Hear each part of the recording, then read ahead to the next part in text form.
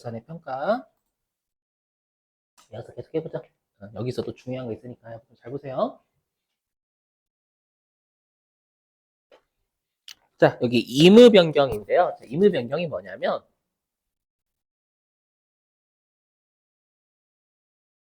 자, 임의 변경은 세법상 방법과 재고자산의 평가 방법하고요. 장부상 재고자산의 평가 방법이 일치하지 않은 걸 우리가 임의 변경이라고 법인세에서는 표현을 해요. 아까 사례로 따지면 요 사례 있죠. 요거. 어떤 사례냐면 아까 요거 생각해 주면 돼요. 요 6기 있죠? 6기? 6기에 뭐냐? 회사가 이랬잖아요. 회사가 6기의 변경 신고 기한이 9월 30일까지였죠. 여기 9월 30일. 근데 9월 30일을 지나서 총평균법으로 변경 신고했죠. 재고자산의 평가 방법을 총평균법으로 변경 신고했어요. 근데 이건 정당한 변경 신고가 아니니까 법인세 같은 경우에는 당초에 너희가 신고한 구입선출법으로 법인세는 평가했잖아요, 여러분들. 그죠? 여기까지 되셨어요? 근데 우리 시험에서는 어떻게 출제하냐면 회사가 총평균법으로 6기의 평가 방법을 적용했다, 평가했다는 게 출제를 할 거예요. 그렇죠? 그래서 지금 사례로 따지면 지금 사례예요, 사례. 사례로 따지면 우리가 세법은 여전히 방금 사례에서 6기 때, 야, 구입선출법으로 우리는 적용할 거야. 그렇죠? 왜냐하면 변경 신고 늦었으니까. 근데 회사는 총평균법을 적용을 해서 재고자산을 평가를 한다라고 출제를 하는 거예요. 우리 시험에서요. 그럼 이 두 가지의 평가 방법이 다르잖아요. 그렇죠? 이걸 회사가 임의 변경했다라고 법인세에서 표현하겠다라는 거예요. 이해가 되셨어요? 그럼 여기서 우리가 이렇게 임의 변경을 하게 되면 그럼 세법은 이 후입선출법과 총평균법 이 두 개를 비교해서 우리가 세무조정을 하냐? 아니다라는 겁니다. 저기 이렇게 돼 있어요. 맥스입니다. 맥스. 맥스. 맥스 우리가 선입 선출법 하고요. 세법상 평가 방법 둘 중에 큰 것으로 세법이 평가하겠다라는 뜻이에요. 여기. 맥스 선입 선출법과 세법상 평가 방법 둘 중에 큰 것, 왜 화살표 이러냐? 큰 것으로 세법이 평가하겠다라는 뜻이에요. 왜냐하면 여러분들 임의 변경했다라는 건 제재를 해야 될 거 아니에요.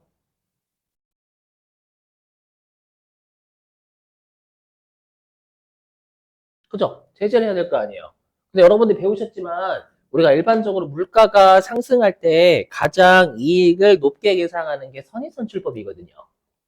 그죠? 그러니까 이렇게 임의 변경하게 되면 세법은 당초에 너희들이 신고한 방법 있죠. 그러니까 당초에 뭐 여러분들 세법상 평가 방법은 아까로 따진 후입선출법이었잖아요.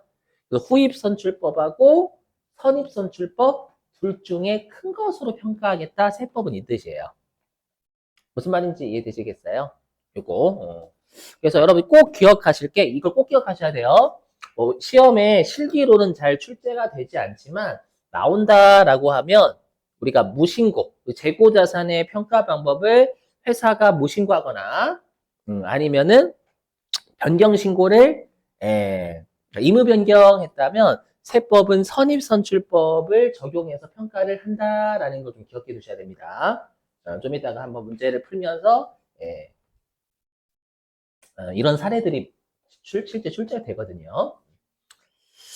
자, 그리고 여기는 별표예요. 왜냐면 여기는 나중에 우리가 제일 좀 출제가 많이 되는 게 자본금과 적립금 조정명세서 을표 있죠. 유보잔액 관리하는데. 거기에서 요 재고자산의 평가 세무조정은 출제를 엄청나게 해야 됩니다.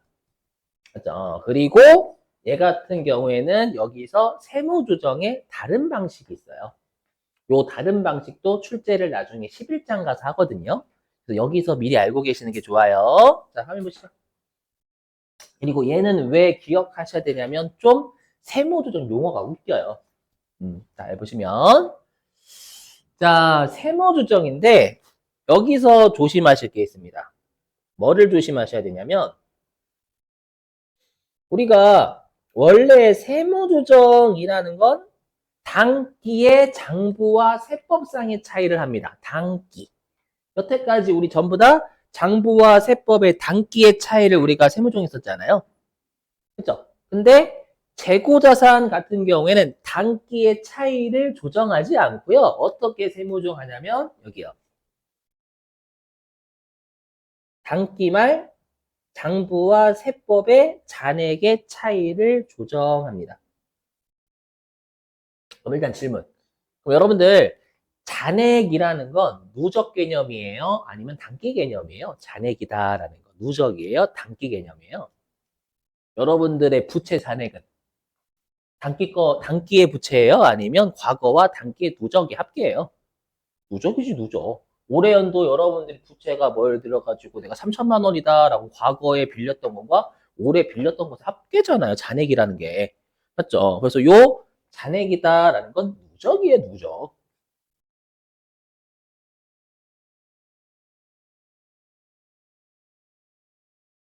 그럼 여기서 여러분 괴리감이 발생한단 말이에요. 어떤 괴리감이 발생하냐면 분명히 세무조정은 단기의 장부와 세법의 금액 차이라는 거거든요.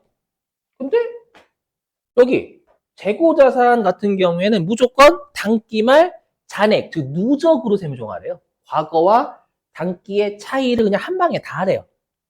그럼 여러분들이 왜 있다고 해요? 라고 하면 들어보세요.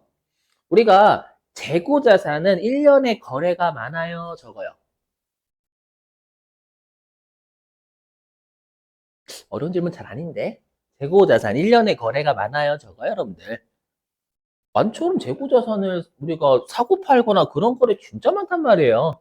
맞죠? 그 많은 거래를 일일이 쫓아가서 단기의 차이를 세무조정하는 건 불가능하다라는 거예요. 맞죠? 그걸 일일이 다 어떻게 여러분들 장부하고 세법에 단기의 재고자산의 차이를 일일이 어떻게 다 쫓아가요? 사람 죽어요. 죽는 게 아니라 일단 불가능하단 말이에요. 맞죠? 그런데 기말의 잔액 차이는 우리가 쉽게 파악할 수 있죠. 한 번만 들어가서 하면 되는 거니까. 맞죠? 그래서 단기말 잔액의 차이로 하는 이유는 네, 현실에서 못하니까. 단기 중에 차이로 못해서 그래요. 못해서. 맞죠? 그래서 중요한 게 우리가 장부와 세법의 단기말의 잔액 차이 금액만 나면 무조건 세무조정하는 거예요. 일단 여기에서 이제 문제가 발생을 해요. 자, 한번 해볼게요. 자, 예를 들어보겠습니다. 자, 일기 말이랍니다. 일기 말. 자, 일기 말에 자, 장부상 기말재고 자산은 얼마로 평가가 됐냐면 100원으로 평가가 됐대요. 음. 근데 세법상 일기말 재고 자산의 평가액은 120원이랍니다. 됐죠, 여러분들? 그럼 일단 여기에서 소득 처분은 간단하죠. 소득 처분 뭐 나오면 돼? 소득 처분. 유보, 기타, 사유치 세 가지 중에. 음, 플러스 유보자 여러분들. 그렇죠. 일기면은 우리가 과거가 없잖아요. 과거가 없으니까 당연히 지금 세법이 자산이 20이 많으니까 20이 증가해야 되잖아요. 그래서 일단 플러스 유보가 나와야 된다라는 거 맞죠, 여러분들? 네. 자, 그러면 이거는 지금 평가 이익이에요? 평가 손실이에요? 재고자산의 평가잖아요. 여러분 이것만 놓고 보면 평가 이익이에요? 평가 손실이에요? 장부는 재고자산을 100으로 평가했잖아요. 근데 세법상 재고자산의 평가액은 120이죠. 그러니까 이건 누가 봐도 그냥 우리가 그냥 상식적으로 놓고 보면 평가 이익이라 하는 게 맞아요. 맞죠? 근데 용어가 그지 같아요. 뭐냐면 재고자산 평가증이라고 하지 않고요. 평가감이라고 표현해요, 일단. 왜 그런지는 곧 설명드릴게요. 여러분 일단은 무시하시고 일단 유보라는 건 되시겠죠? 세법이 자산이 많으니까요. 이렇게 되셨어요? 자, 그리고 이제 앞에 당연히 가산 조정이 붙는 건 맞지만 플러스 유보니까 그 중에 우리가 송금 불산입인지 입금 산입인지 하나는 안 중요하잖아요. 그렇죠? 그래도 그냥 왜 여기가 결론부터 말씀드리면 송금 불산입이거든요. 왜 그런지 해볼게요. 화면 보시면. 얘 때문에 그래요.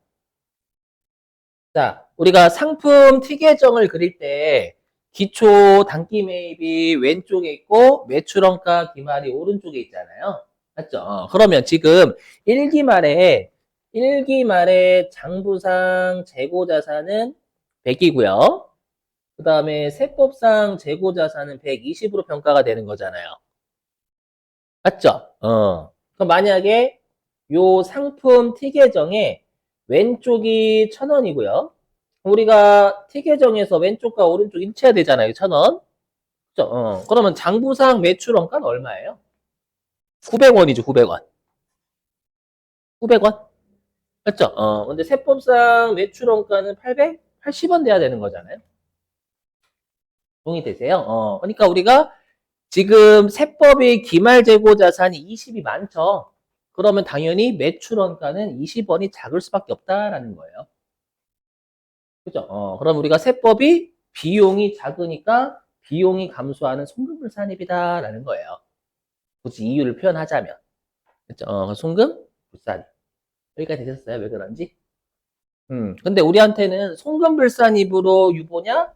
아니면 입금산입으로 유보냐? 안 중요하잖아요. 맞죠? 어차피 여러분들이 플러스 유보 나오면 가산조정이다라는 거 어차피 똑같죠? 우리가 어떤 가산조정인지는 안 중요하다라고 했잖아요. 그 가산조정만 잘하면 된다라고 했죠, 여러분들. 근데 이 이유를 설명 안 드리면 그냥 야매로 외우는 거잖아요, 그냥. 맞죠? 그래서 설명하긴 한 거예요, 그냥.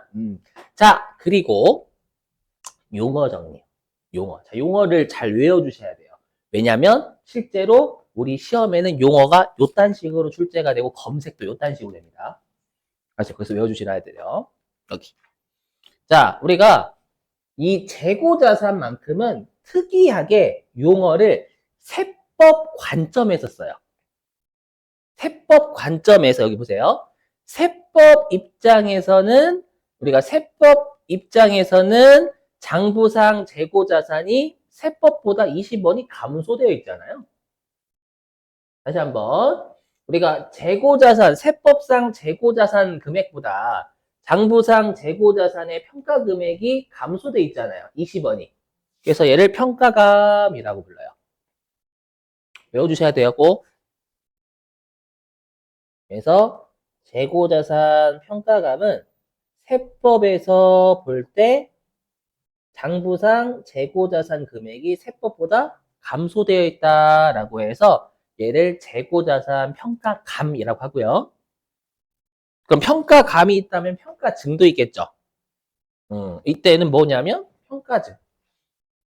항상 재고자산의 평가 용어는 다 세법 기준이에요. 세법에서 볼 때 장부상 재고자산이 증가돼 있다라는 뜻이 재고자산 평가증입니다. 그래서 꼭 재고자산만큼은 세법에서 볼 때 장부상 금액이 세법보다 어떻게 돼 있냐로 해석을 합니다. 승질나죠, 여러분들. 이런 것 때문에. 근데 꼭 잡아주셔야 될 게, 아까도 계속 강조드렸지만, 시험에는 이 용어를 출제하고요. 풀이에서 안 줍니다. 그리고 검색도 재고자산은 이렇게 됩니다. 그래서 꼭 외워주세요. 자, 그리고 3번. 이거 뭐냐면은요, 이거예요. 우리가 아까 임의 변경, 자, 보세요. 임의 변경으로 보게 되면 세법은 평가 방법을 선입선출법으로도 평가하잖아요. 맞죠? 근데 여기, 자, 회사가 신고한 방법으로 평가를 했대요. 장부에서요.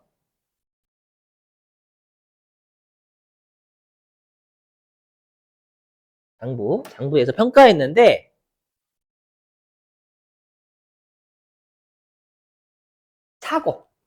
사고로 금액을 틀려버렸답니다.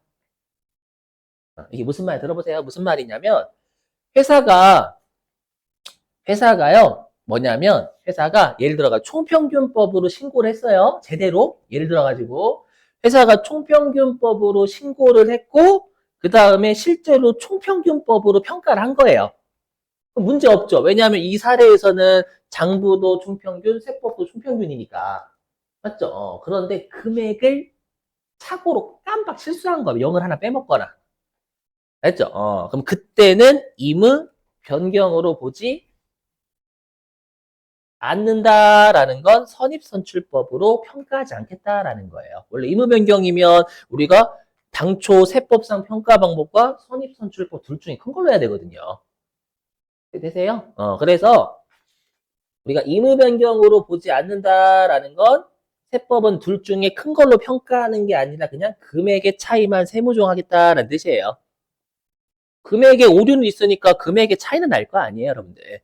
금액의 차이만 세무조정한다라는 것도 요게 출제가 실기에서 됩니다.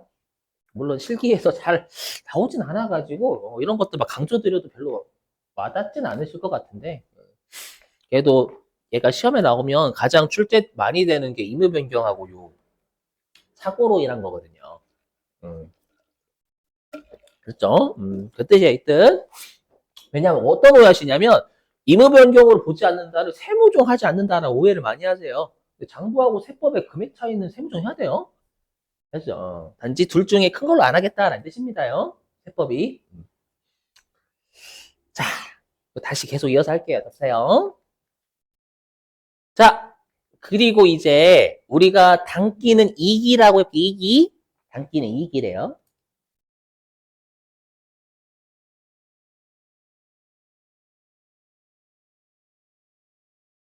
자, 이기래, 이기. 아이고, 이기 중은 뭐냐. 이기.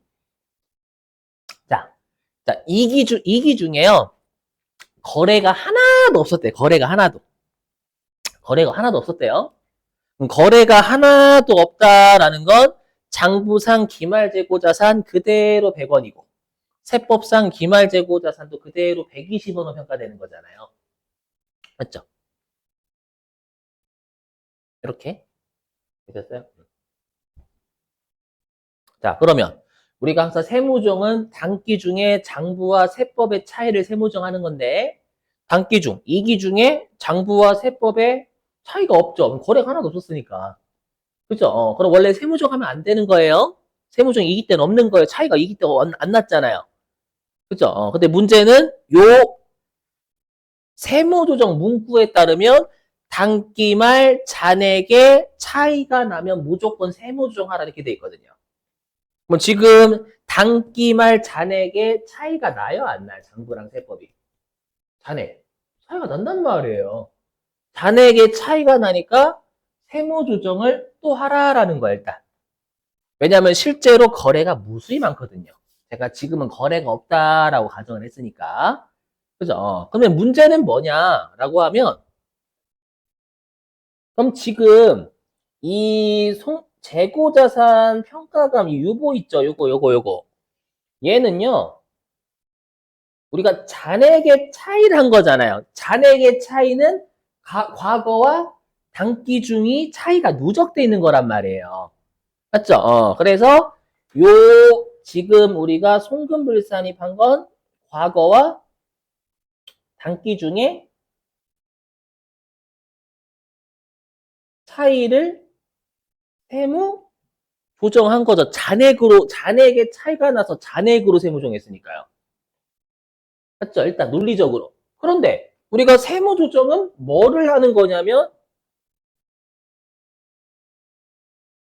여기 실제로 세무 조정이라는 건 얘만 해야 되는 거거든요. 단기 중에 장부와 세법의 금액 차이만. 맞죠? 그럼 여러분들이 이 생각을 할 줄 뒤집어 엎으면 어떻게 하면 돼요? 그럼 우리가 잔액의 차이를 세무 조정하면 과거와 단기 중의 차이를 한 번에 한 거잖아요. 그죠? 근데 우리가 단기 중의 차이만 세무 조정하려면 과거의 차이를 없애주면 되잖아요. 일단 논리적으로. 그렇죠? 둘의 차이를 한 방에 한 거죠. 잔액이라는 게.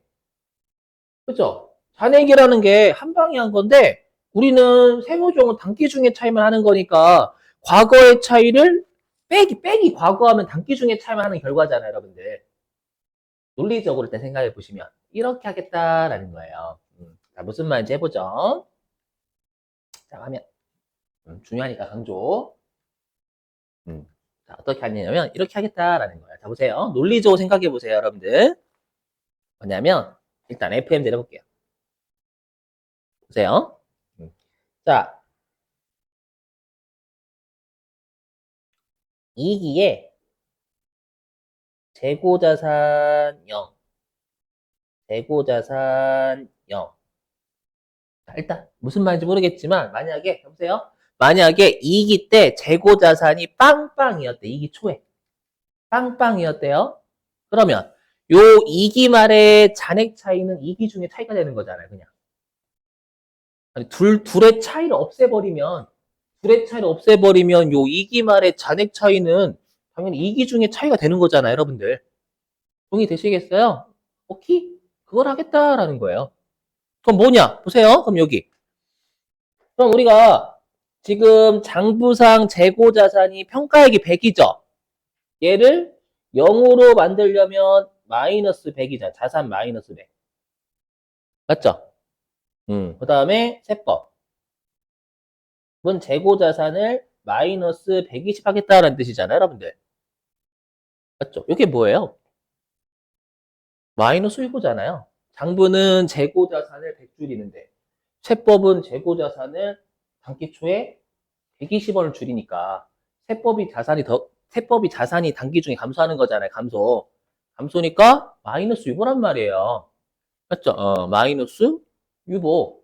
근데 보시면 아시겠지만 우리가 예전에 기억나시죠? 차이가 났던 자산 부채가 소멸하면 1기 말에는 장부하고 세법의 재고자산의 차이가 20이었단 말이에요. 맞죠? 그래서 우리가 손익의 차이 났었잖아요. 근데 예전에 한번 우리 자산 부채가 소멸하면 손익의 차이도 둘이 빵빵이 되니까 손익의 차이도 반대로 뒤집히는 건 안다. 맞죠? 그리고 자산은 미래의 비용이니까 세법이 분명히 자산이 20이 더 없어지니까 비용이 20이 더 증가할 거 아니에요. 맞죠? 그래서 요거 뭐냐면 추인인 거예요. 추인. 요거 추인입니다. 추인.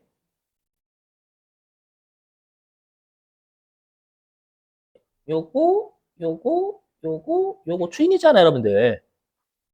맞죠? 제가 뭐라 하겠어요, 여기. 아까. 요거. 우리가 다시 한번 요 잔액이라는 건 과거와 단기 중의 차이를 한 방에 세무조한 거예요. 맞죠? 근데 우리가 세무조정이라는 건 단기 중의 차이를 세무조정하는 거예요. 그러면 과거를 빼면 결론적으로 단기 중에 차이만 하는 결과다라고 했죠. 이게 뭐예요? 빼기 과거가. 과거의 차이를 없애준다라는 뜻이에요. 이게 추인. 맞죠? 그러면 결론적으로 이 두 개가 2기 중에 세무조정 된 거죠. 뭐 하나는 여기 하나는 차감종이죠. 차감종이고 얘는 가산조정이니까 결론적으로 차감조정이 20, 단기중 2기에 차감조정이 20, 가산조정이 20이면 결론적으로 예, 단기중에 차이는 없는 거예요. 가산조정, 차감조정 퉁쳐버리면 차이는 없는 거잖아요. 맞죠? 되셨어요, 여러분들? 여러분 지금이야 되게 복잡하지 않지만 실제 현실에서 재고자산 변화 무쌍하다니까요? 맞죠? 그래서 어떻게 하냐면 일단 기말잔액 차이를 한 방에 해버리고 맞죠? 과거의 차이를 없애주는 추인을 하게 되면 결론적으로 단기 중에 차이만 하는 결과다라는 거예요. 그렇죠? 그걸 여기다가 증명해 볼게요. 보시면 자 보세요. 자 우리가 항상 아까도 설명드렸지만 여러분들이 올해 연도 만에 부채가 3천만 원 있어요. 그 부채는 과거와 단기 중에 부채가 누적된 거예요. 맞죠? 그래서 우리가 여기 1기 말 잔액 차이다라는 건 과거의 잔액이 20 있었고 차이가 맞죠? 그리고 우리 방금 거래가 없었으니까 2기 중에 차이는 없었던 거잖아요. 그래서 우리 항상 잔액이라는 건 과거와 단기 중이 누적된 거예요. 맞죠? 이렇게. 그러면 우리가 요 2기 중에 차이가 발생을 안 했죠. 맞죠? 그럼 어떻게 하면 되냐면 우리가 기말 차이라는 건 지금 사회에서 과거와 단기 중이 더해진 거잖아요. 그렇죠? 더해졌어요.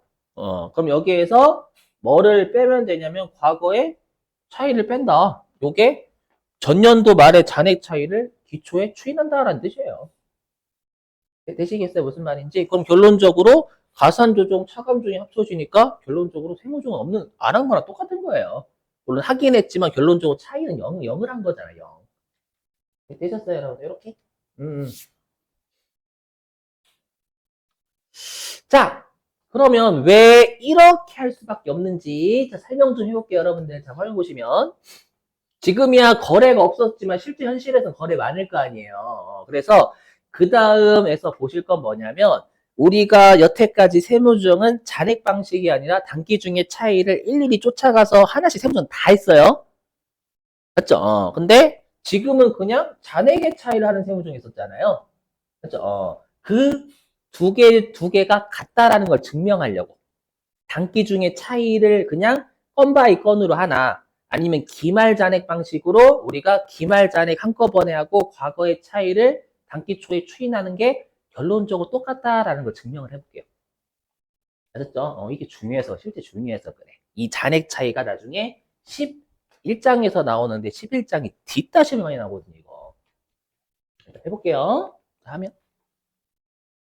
보세요. 자, 이제는 이제 단기 중에 차이들이 나요.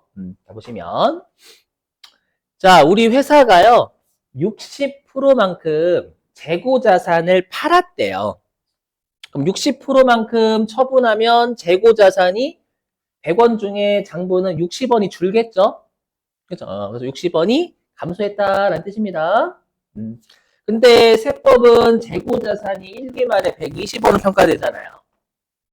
그죠? 그러면 60% 처분하게 되면 세법상 재고 자산은 72원이 감소하겠죠, 뭐. 그죠? 그럼 단기 중에 장부상 재고자산은 60이 감소하는데 세법상 재고자산은 72가 감소하니까 우리가 재고자산, 단기 중에 자산을 12를 감소시켜야 될 거 아니에요? 이게 마이너스 유보죠, 여러분들. 자산이 감소하는 거니까 마이너스 유보.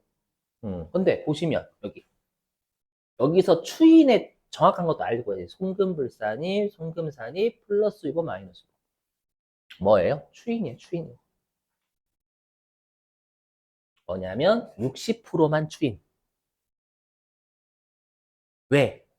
우리 경에서 차이가 났던 자산 부채가 소멸하면 추인한다라고 했어요, 여러분들. 맞죠? 그러면 우리가 여태까지 소멸한다라는 건 완벽하게 소멸해. 100% 소멸. 그러니까 100% 처분하면 장부랑 세법이 완벽하게 같아지니까 전부 추인하면 되는 거지만 60% 처분했어요. 60% 처분하면 차이는 60%만 해소될 거 아니에요, 여러분들. 맞죠? 그래서 시험에서 만약에 과거에 송금불산이 그러니까 유보가 20이 있는데 60% 처분했다라고 하면 여러분은 장부하고 세법을 비교하는 게 아니라 자산의 차이가 났는데 자산의 소멸 사유네 60%만 차이가 해소됐겠네? 60% 추인하시면 된다라는 거예요. 아셨죠? 그래서 왜냐? 보세요. 뭐냐면 자, 그럼 이렇게 하면 장부상 재고자산이 얼마 남아있냐면 이 처분을 통해서 장부상 재고자산은 40원 남아있을 거 아니에요, 여러분들. 맞죠? 근데 세법상 재고자산은 60% 처분을 통해서 48이 남아있을 거예요. 그럼 처음에는 20의 차이 났죠? 세법이 재고자산 20이 많았잖아요, 여러분들. 많았다가 이제 8만 많으니까 어떻게 된 거예요? 12의 차이가 해소가 된 거예요. 그래서 장부와 세법의 자산 부채가 소멸한다라는 건 차이가 해소됐다는 뜻이에요. 지금은 60%만 해소됐죠. 12원 차이만 해소된 거잖아요. 그렇죠? 그래서 제가 계속 강조드리지만 유보 추이는 완벽하게 처음부터 되는 사람이 없어요. 계속 여러분들이 경험을 하시면서 데이터를 누적하셔야 돼요. 마치 데이터를 여기 뭐 AI로 따지면 계속 데이터를 구축하는 거지 처음부터 완벽하게 딱 구축되어 있는 게 아니잖아요, 여러분들. 맞죠? 그래서 나올 때마다 계속 설명드릴 테니까 데이터를 누적하시면 돼요. 딱! 그리고 다시 여기요. 다시 회사가 재고자산을 매입을 했대요. 회사가 이번에 재고자산을 150원 매입했거든요. 그럼 재고자산이 늘겠죠. 근데 회사가 실수해가지고 장부에 재고자산 100 적었대, 그냥. 받아들이세요. 지금 우리가 이 세무조정, 단기 중에 차이 하는 것과 기말잔액으로 하는 거에 차이가 없다라는 걸 증명하기 위해서 하는 거예요, 그냥. 자, 그래서 이번에 재고자산을 150을 샀는데 장부에서 모르고 재고자산을 100만 잡았대. 여기 100. 근데 세법은 재고자산이 150 매입했으니까 150이 증가해야 되는 거죠. 그죠? 그러면 우리가 지금 재고자산이 50이 단기 중에 증가해야 되는 거잖아요. 그럼 단기 중에 자산이 증가하는 게 플러스 유보죠. 그럼 이때 플러스 유보했겠죠. 맞죠? 이렇게? 그러면 우리가 이 두 가지만 놓고 보면 이제 2기 말에 잔액이 얼마가 될 거냐? 그럼 아이고. 장부는 재고자산이 40이 남았었죠. 처분했었을 때. 그리고 세법은 재고자산이 아까 48이 남았어요. 그랬다가 다시 장부는 재고자산 매입할 때 100만 적었고 세법은 올바른 150을 적어야 되는 거잖아요. 맞죠? 그러면 잔액이라는 건 누적이죠. 그럼 40에서 장부는 100이 늘었으니까 2기 말에 재고자산의 잔액은 140일 거예요. 맞죠? 그 다음에 세법상 재고자산의 2기 말의 잔액은 198이에요. 맞죠? 근데 이걸 분석해보면, 그럼 이 두 개 차이는 잔액 차이지 단기 중에 차이가 아니잖아요. 잔액 차이지. 항상 잔액이란 건 누적이에요. 맞죠? 그럼 보시면, 그럼 우리가 요 기말 잔액이라는 건 과거와 단기 중이 누적된 거잖아요. 어떻게? 1기말, 과거의 재고자산이 22, 세법이 많았지, 22. 1기말의 잔액이 20 차이. 맞죠? 그랬다가, 결론부터 하면, 우리가, 여기, 2기 중에 차이가, 세법이 재고자산이 12가 더 감소했죠? 네? 더 감소했고, 다시 재고자산이 50 증가했잖아요. 그래서요, 이렇게 해가지고 결론적으로 2기 말에 잔액 차이가 58 난 거예요. 처음에는 재고자산이 세법이 1기 말에, 과거에는 20이 많았다가, 60% 처분했을 때 12가 더 감소했고, 그죠? 단기 중에. 그 다음에 다시 재고자산 매입했을 때 재고자산 50 증가했잖아요, 여러분들. 맞죠? 그래서 2기 중에 차이가 결론적으로 플러스 38 난 거예요. 이렇게 해서 2기 말 잔액 차이 58이 난 거라고요. 됐었어요? 오케이? 근데 우리가 원래 세무 조정해야 될 건 뭐예요? 우리가 세무 조정 원래 해야 될 건 단기 중의 차이라는 거라고요. 세무 조정은. 맞죠? 근데 실제로 우리가 이 사실이 두 개밖에 없어요. 현실에서 더럽게 많아요. 더럽게 많아요. 맞죠? 그러다 보니까 일일이 단기 중에 차이를 못 한다는 거예요. 맞죠? 근데 잔액은 나오기 창고 들어가면 나올 거 아니에요. 장부랑. 그죠? 그러면 요 2기 말의 잔액 차이는 1기 말의 잔액 차이와 2기 중에 차이가 누적된 거죠.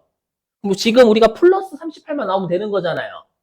어떻게 하면 되냐면 58에서 즉 과거와 단기 중의 차이 누적 58에서 과거의 차이 20을 빼면 어떻게 돼요? 20을 빼면 결론적으로 단기 중의 차이 38만 한 거예요. 맞죠? 그래서 여기 그래서 일단 아까 뭐라고 했냐면 우리가 기말 재고자산은 기말 잔액의 차이가 나면 그걸 전부 다 세무조정 해버려요. 맞죠? 그래서 여기 지금 장부상 재고자산이 기말 잔액의 58 많잖아요. 58 많으니까 일단 58만큼 자산이 많으니까 플러스 유보하는 거예요. 근데 이렇게 하게 되면 얘는 잔액을 한 거잖아요. 맞죠? 잔액을 한 거니까 과거와 단기 중의 차이를 누적해버린 거란 말이에요. 근데 우리는 단기 중의 차이만 하는 거잖아요. 단기 중의 차이만 하는 거니까 어떻게 하면 되냐면 과거의 차이를 없애주는 거죠. 여기 없애주는 거. 없애주는 게 유보 추인. 이건 줄 거란 말이에요. 시험에서. 시험에 줄 거 회사도 기록돼 있겠지 이거. 맞죠? 그럼 얘를 송금 불산입이니까 송금 산입. 그 다음에 플러스 유보니까 마이너스 유보. 이게 추인이에요. 과거에. 이게 과거잖아요. 과거. 여기 과거죠. 과거의 차이를 요거 추인한 거예요. 그럼 보세요. 효과. 지금 보시면. 보세요. 우리가 여기 우리가 이렇게 단기 중에 차이를 일일이 쫓아가서 차이 나는 걸 건별로 하는 걸 우리가 거래별 세무조정 방식이다라고 합니다. 그럼 거래별 세무조정 방식 보시면 차감 조정 12, 가산 조정 50이니까 결론적으로 가산 조정 38한 거죠. 맞죠, 여러분들? 가산 조정 38. 오케이? 그 다음에 요 아래에 있는 게 뭐냐면 잔액별 세무조정 방식이다라고 해요. 뭐냐면 일단 잔액 한 방에 하고 여기에 과거가 껴 있으니까 과거의 차이를 없애주는 추인하면 맞죠? 추인하면 결론 어떻게 돼요? 가산 조정 58, 차감 조정 20. 결론적으로 얘도 가산 조정 38 한 거예요. 맞죠? 그러니까 거래별로 하든 기말 잔액으로 하든 결론적으로 똑같은데 문제는 뭐냐면 이 둘을 같이 하는 분들이 계세요. 그러시면 안 된다. 제가 지금 증명한 건 거래별 조정 방식으로 하나 기말 잔액 방식으로 하나 세무조정의 차이는 없는 거예요. 알죠? 왜냐면 시험에 둘 다 인정해요. 맞죠? 둘 다 인정하고 가끔씩 기말 잔액 방식으로 우리 해답 나올 때 있거든요. 맞죠? 그리고 또 나중에 이건 11장에 또 쓰거든요. 11장에서 잘 나오니까. 여러분 선생님 숫자가 다른데 하지 마시고 우리 세법은 결론적으로 세금을 구하는 금액의 차이가 나는 게 중요한 게 아니라 결론적으로 가산조정 38 둘 다 나오는 거니까 어차피 세금이 38 늘어나는 측면 똑같단 말이에요 여러분들. 알죠? 자꾸 금액 차이 난다라고 생각이 각각만 놓고 보면 차이지만 전체를 놓고 보면 가산조정 38 똑같은 거예요. 맞죠? 그래서 결론은 뭐다? 둘 다 같이 쓰면 안 된다. 어느 하나만 하셔야 된다라는 거예요. 거래별 방식으로 했으면 거래별로 쫓아가는 것만 하는 거고 잔액별 방식으로 했으면 거래별로 쫓아가는 거 아니란 말이에요, 여러분들. 아셨죠?